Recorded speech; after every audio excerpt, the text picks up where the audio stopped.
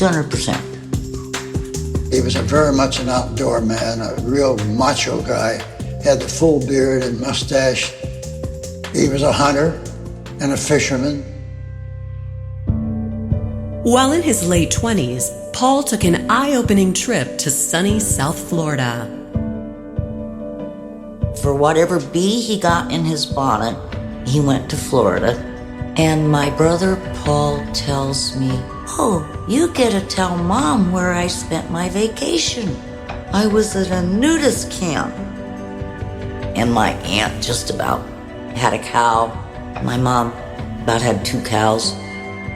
That's where he met infamous Marie. Born in 1948, Hilma Marie Christ had a free spirit that matched her unorthodox upbringing. My birth father ran a nudist camp in Delray Beach, Florida. We had lots of acreage. There was a pond or a lake and a big pool. We walked around nude all the time. But as a child, I never felt uncomfortable. I mean, people can't fathom that type of a lifestyle.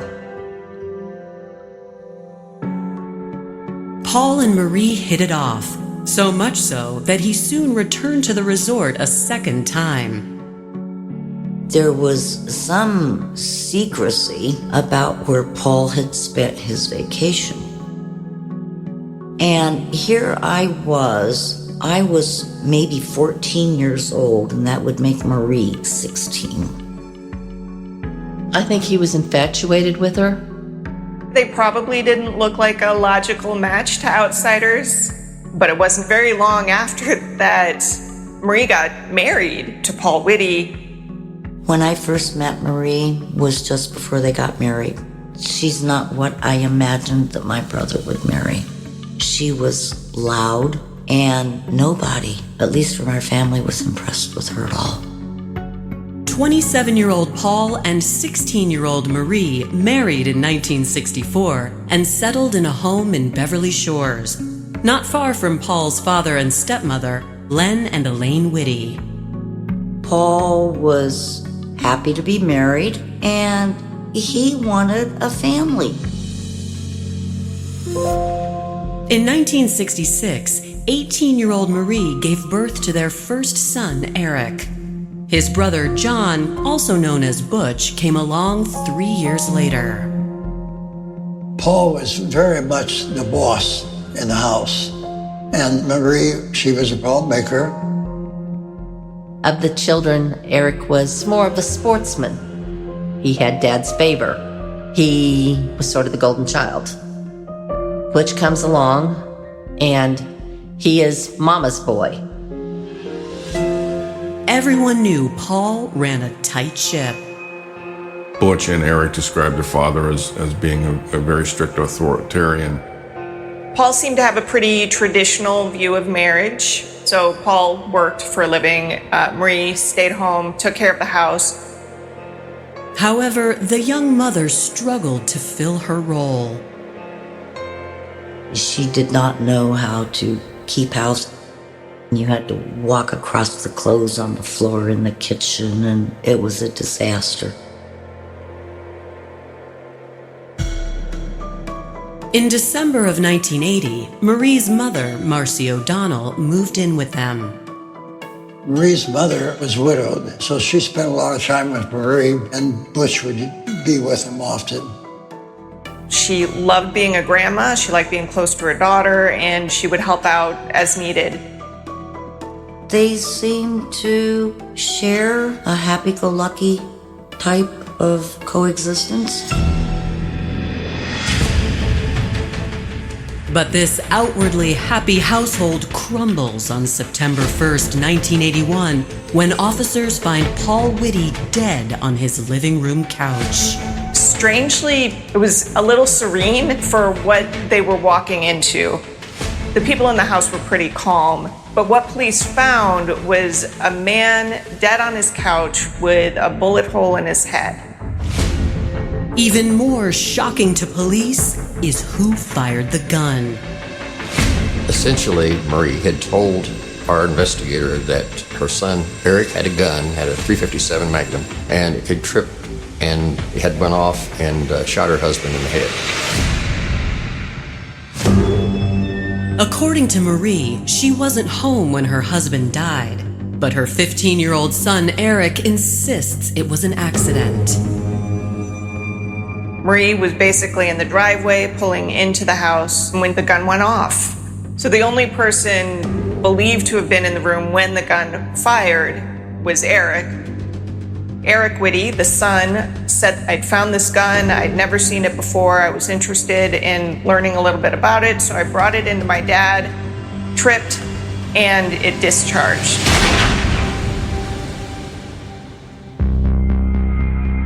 When Paul was shot, it was on the television in South Bend. My mother called me, and I was at work. I couldn't believe it. He was my big brother, and he was gone. We were told or heard that it was an accident. I didn't know what to think, and even to this day, I don't know what I did think. Coming up, 15-year-old Eric Witte tells his side of the story. There was skepticism that it didn't make a heck of a lot of sense. And later, heartache hits the Witte home again. The neighbor across the street from where Elaine lived indicated that she hadn't seen her for months. That's when I just knew something was wrong. My worst nightmares were coming true.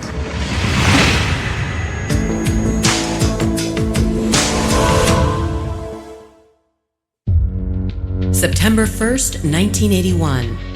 Officers in Beverly Shores, Indiana respond to a 911 call to find 44-year-old Paul Witte dead in his home from a gunshot wound to the head. Indiana state investigators soon arrive at the scene to assist the police force. Marie says that she hadn't been home at the time. She was running some errands, and when she walked into the house, Eric was there, her husband was dead, and Eric said, "I tripped, the gun went off." It was not a well-kept house at all, by any stretch of the imagination. It wasn't impossible for what they said to have happened. Someone tripping, so you keep an open mind. Investigators collect the .357 handgun as evidence. Although Marie Witte's mother, Marcy O'Donnell, and Marie's youngest son, Butch, were in the house at the time of the shooting, neither saw it happen. Marcy, the grandmother, said she was in the dining room. She's in the back of the house, and Eric had been at the front of the house, walking into this living room where his dad, Paul, was asleep. Butch tells police that he was in a bedroom when the gunshot fired. The family's whereabouts isn't all that strikes detectives as odd. It appeared he'd been shot in the top of the head in a sort of a downward angle. And if he had tripped, the bullet would have come in more of a direct angle as opposed to a downward angle. I didn't think it was an accident. I didn't know what it was yet. Detectives want to question 15-year-old Eric, but Marie quickly intervenes. Marie didn't want me talking to Eric. She said, "I think we need an attorney." And I said, "That's your prerogative. That's fine." People do that, but it's a little flag waving there that says this is not normal. 6 days later, investigators sit down with Eric and Marie at their attorney's office. Eric says the night of the accident, his dad wasn't feeling well and had laid down on the sofa for a nap. Eric found a gun upstairs. He brought the gun down from upstairs to show it to his dad. He wanted to talk about it. Paul was familiar with guns. Guns were something that we all grew up with. Paul had guns in the house, and it didn't seem odd to me at all. Eric tells detectives that this was the first time he saw this particular .357 revolver. His dad was asleep on the couch. He came in the room to talk to his dad about the gun, how it worked. He said he had tripped on the rug and that he had fallen forward and this has happened. And the gun accidentally went off and shot him in the head. There was skepticism that it didn't make a heck of a lot of sense that he just happened to hit his dad right in the head with a shot. My question to him was, why are you taking a gun, loaded gun, to your dad? And he said that he wanted to see about the safety mechanism or something. I said, did you have the gun cocked? And he said he didn't think so. And that was a big red flag to me, because it takes quite a bit of pull to be able to shoot a double action .357. There is a trigger pull to it. But at that point in time, the attorney stopped me from questioning him. Unable to question Eric further, investigators turn to Marie. She corroborates her son's story, but refuses to give a formal statement. She would answer a question if I asked her something, but other than that, she didn't volunteer anything. She tried to be very quiet around me. I told Marie and told the attorney, you'll see me again someday, because he's getting by with this and he'll do it again. So trust me, you're going to see me again. Had Marie been home, maybe there would have been more suspicion. But she wasn't, and that was backed up by her alibi. There were people who had seen her car around. She pulled into the driveway as the gun was going off. The autopsy findings provide no further insight to the officers. With no evidence or eyewitness testimony to refute Eric's claims, Indiana authorities officially rule Paul's death an accident. That's what we had, but it was an accident, and that was really all. I was pulled away for different investigations. In the coming months, Marie turns her attention to rebuilding her family's lives. There was a small life insurance policy, I say small, like $25,000 or something, but nothing of any real major importance. But shortly after Paul's death, the land the Witte's house sits on is earmarked to become part of a national park, and the family is forced to move out. Marie's mother, Marcy O'Donnell, goes to live with a friend. Marie and her kids get an offer to move in with Paul's stepmother, Elaine Witte, on Johnson Road in Trail Creek. Having been widowed 14 years earlier, Elaine is delighted to welcome family into her home. I don't think she probably ever had any question whatsoever about letting them go there or inviting them. Over the next 3 years, the fresh start lifts everyone's spirits. Elaine and Marie seemed to get along really well. They would sit on the porch together, they would share stories. They really seemed kind of like two peas in a pod.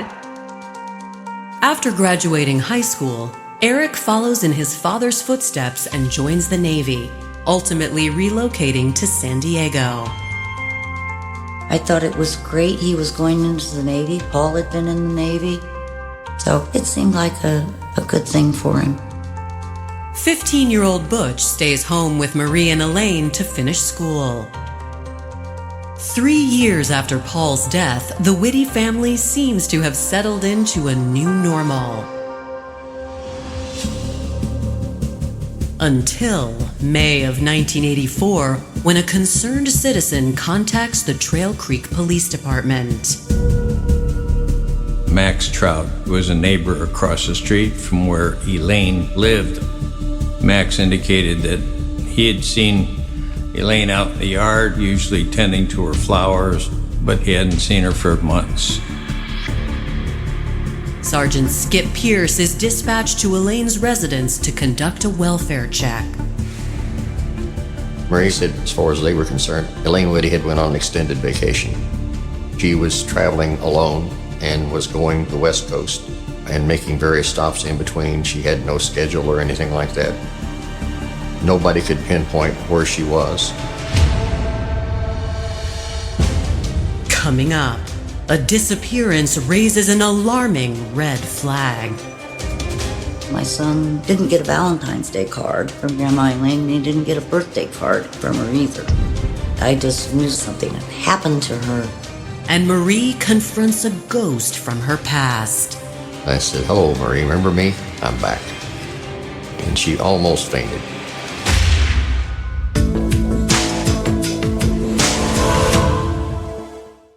What if everything we thought we knew about justice was wrong? In This Is Actually Happening's new series, A World Beyond Revenge, we explore a radical idea that justice can be about healing, not just punishment.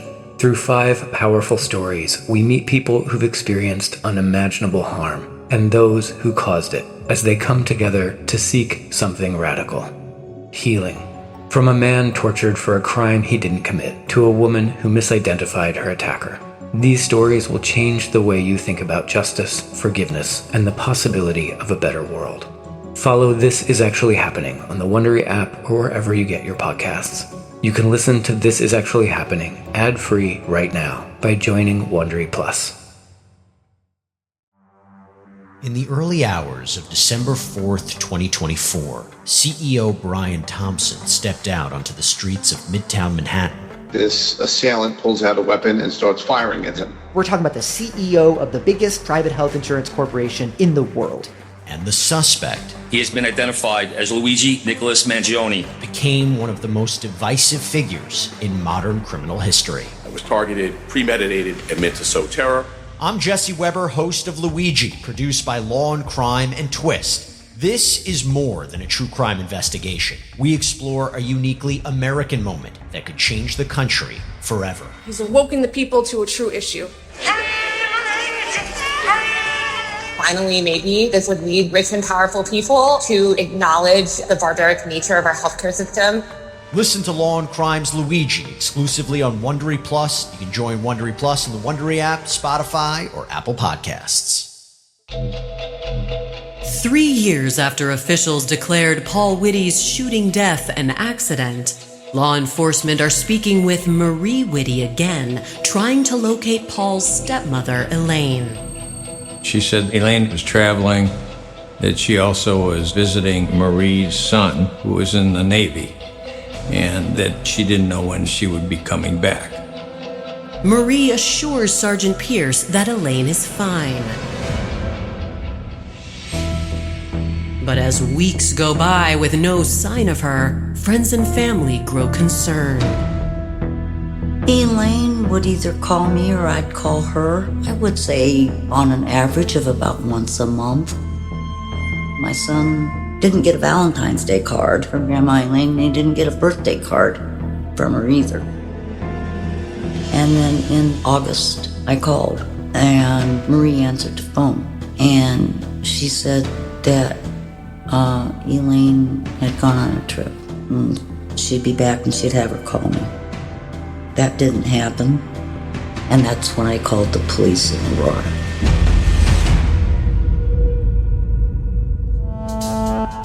Sergeant Pierce, he had been back again to Marie's house to get more information. Again was given the same story about her being on vacation. You have to understand, Trail Creek is a 4-person department. So at that point, we got a hold of the Indiana State Police. Skip Pierce came to me and said, "We got this lady, her name's Elaine Witte, she's missing." No one had seen her, no one had talked to her, no one knew where she was. It doesn't take Detective Sergeant Boyd long to recognize the name. I began to realize that I had dealt with these people in the past, and that these were the same people. Her son had tripped and shot her husband in the head. You know, I think we got a problem. Sergeant Boyd has long harbored reservations about Paul Witte's untimely death.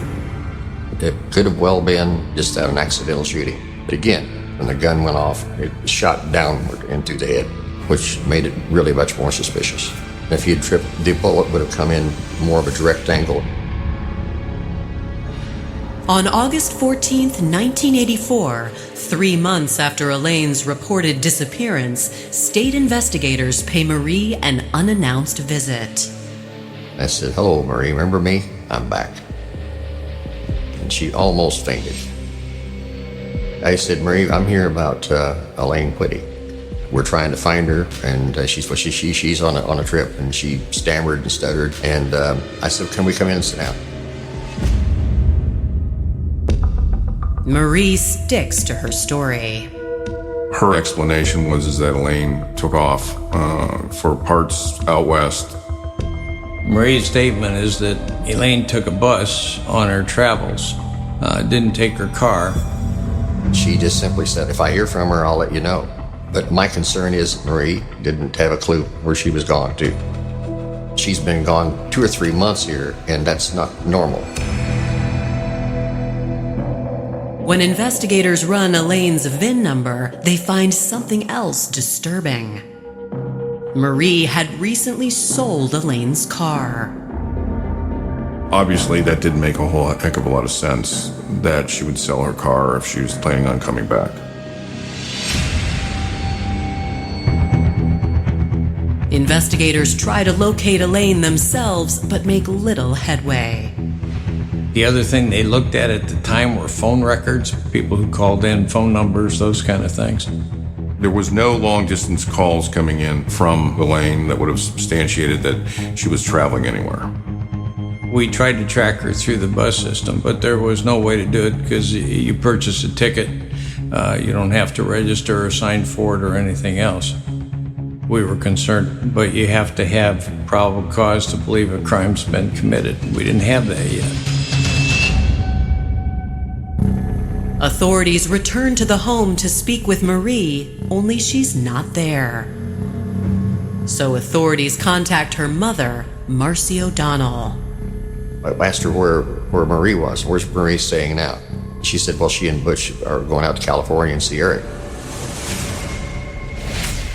With Marie and her family 2,000 miles away, detectives attack from a different angle. We had subpoenaed Elaine's bank accounts. That was probably the best way to try to find somebody if they're gone and see where they're at when they're taking the money out of the bank. Bank accounts showed large withdrawals in a period of time from the beginning of January up until May or June of 1984. She had Social Security checks that were coming in on a monthly basis, and they were still being cashed locally.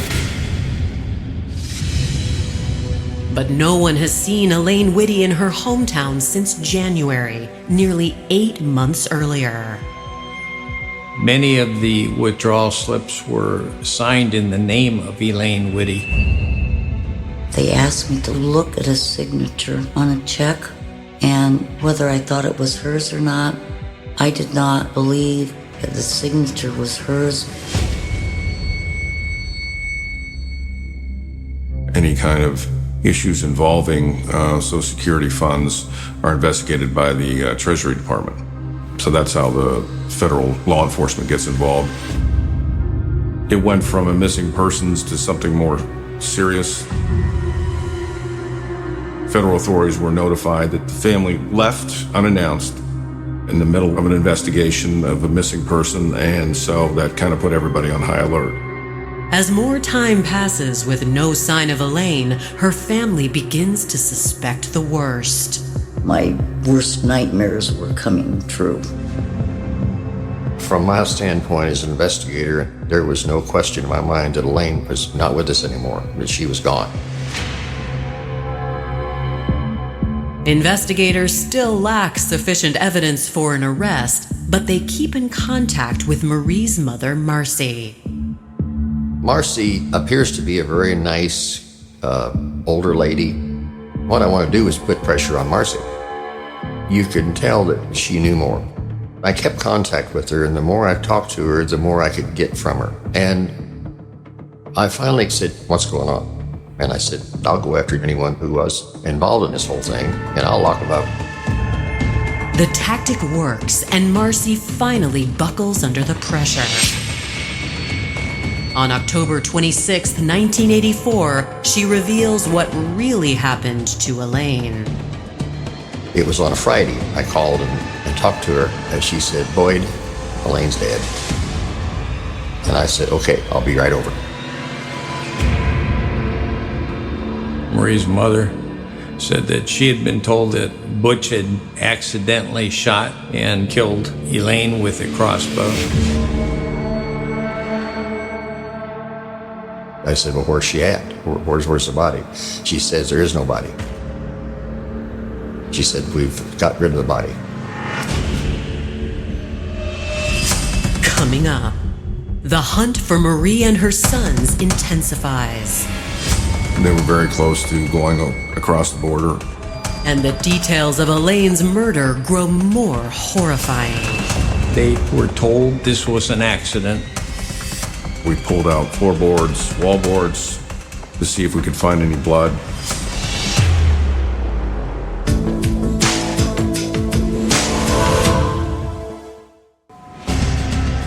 For the second time in 3 years, an untimely death has claimed a member of the Witte family. Marie's mother tells detectives that Elaine Witte was killed months earlier in January of 1984. The story that was given to police was that Butch, Elaine's 15-year-old grandson, had a crossbow. He accidentally fired the crossbow and fatally struck Elaine. It had to have struck them as a little bit odd. Marie Witte's mother, Marcy O'Donnell, was saying Marie and Butch had got rid of the body, had cut it up and had dismembered it and got rid of the body. It was Marie's idea. She didn't want to supposedly involve Butch in another investigation like Eric had to go through with the father. For detectives, it seems too much of a coincidence, especially when there's money missing. Elaine Witte's Social Security checks were being deposited into her account in Trail Creek when Marie was there. Subsequently, they were transferred to a California location. Marcy O'Donnell told us that Marie was writing these checks and authoring the checks and copying Elaine's signature. Federal authorities begin monitoring banks in California, while Indiana authorities execute a search warrant at Elaine Witte's home on November 3rd, 1984. We pulled out floorboards, wallboards to see if we could find any blood, anything like that. We didn't find dink. We got some questionable hairs. We'll send them into lab and see what we can find as that. But really, we got nothing else.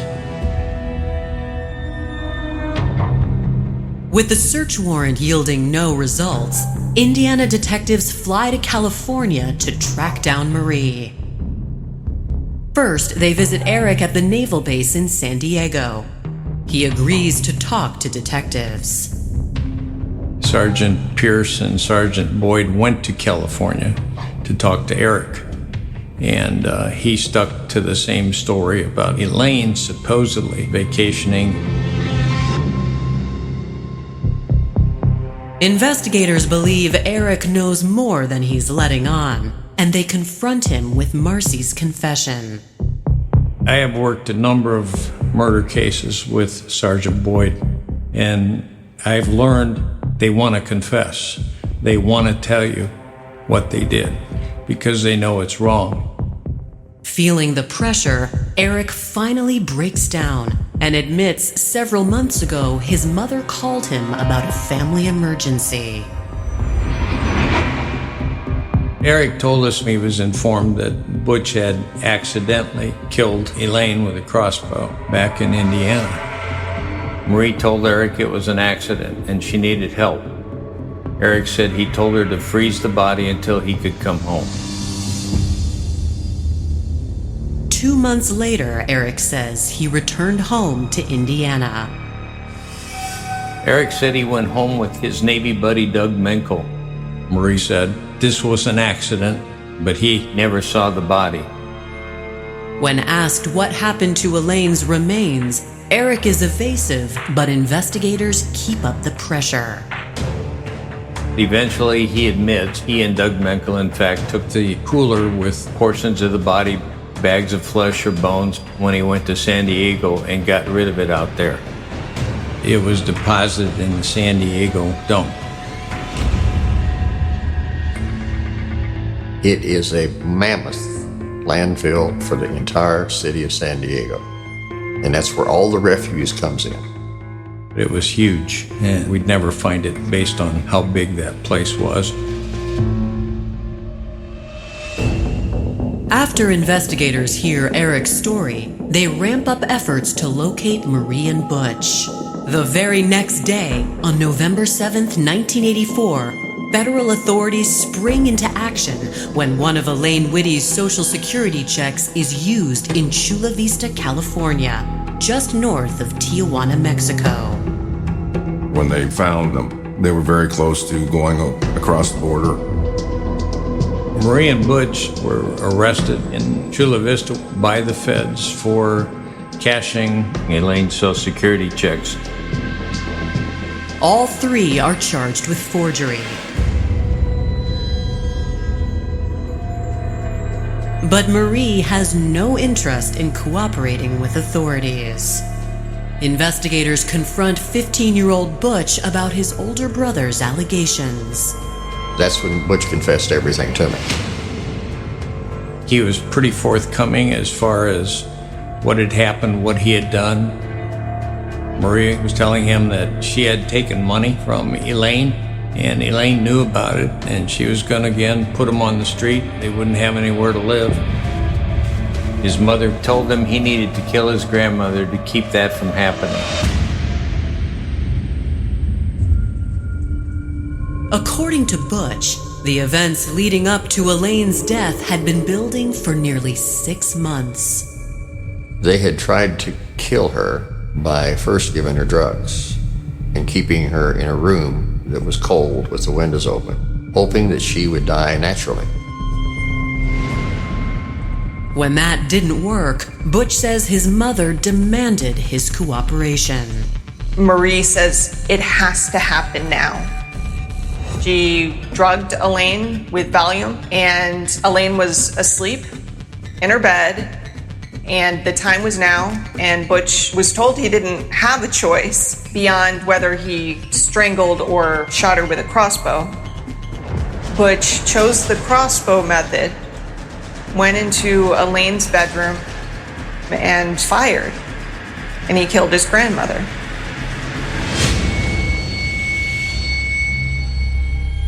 After Butch killed her with the crossbow, they put her body in a freezer in the downstairs and then began the process of using an electric chainsaw to dismember her.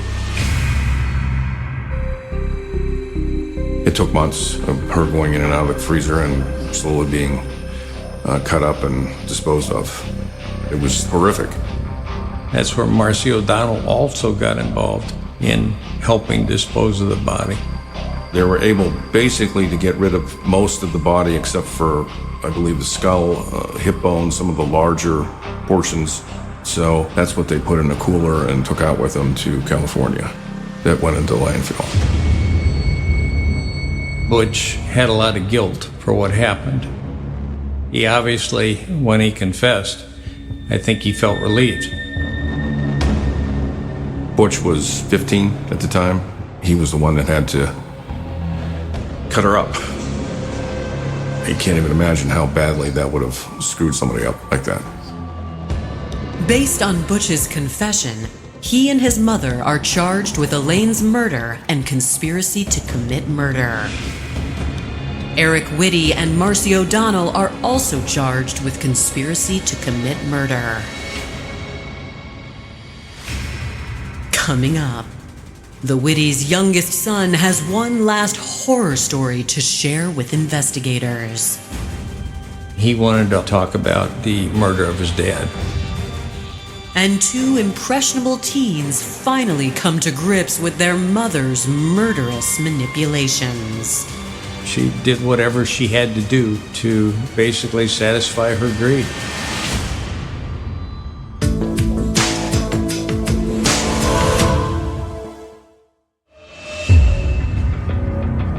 In November of 1984, 15-year-old John, aka Butch Witte, admitted to killing his 74-year-old grandmother, Elaine Witte.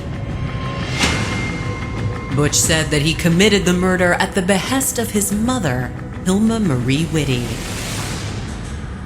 Elaine was on to the fact that Marie was forging her checks. Marie and her children are immediately extradited back to Indiana. But less than a week after Butch's shocking confession, he reaches out to investigators again. He wanted to talk about the murder of his dad. He gave us a story about Eric and that Marie had also manipulated Eric into killing Paul and that it wasn't an accident. Butch tells authorities that, much like his grandmother's murder, Paul's murder was all Marie's idea. Marie said that he had to kill his dad because she was suffering abuse by him. Also, he was threatening divorce, and if they went through a divorce, they'd be out in the street, they wouldn't have anywhere to go. First, they started out giving him rat poison. He gets sick, and they go to the hospital. Of course, he goes to the hospital, he gets better.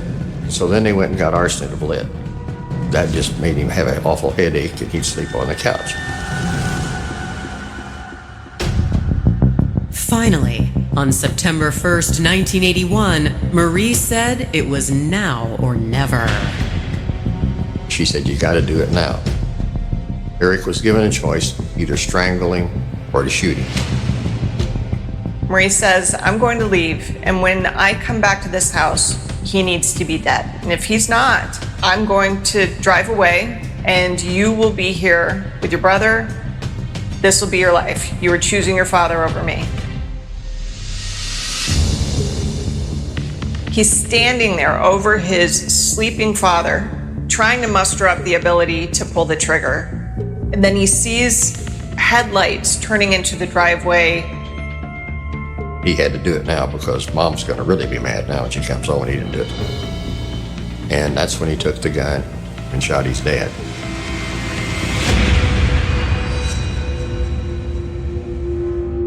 When Marie walked inside, she told everyone to say it was an accident. Even Marcy, her mother, and aligned it so that they all were telling and looked like they were telling the truth. They interviewed Eric, and he was able to corroborate that statement by Butch.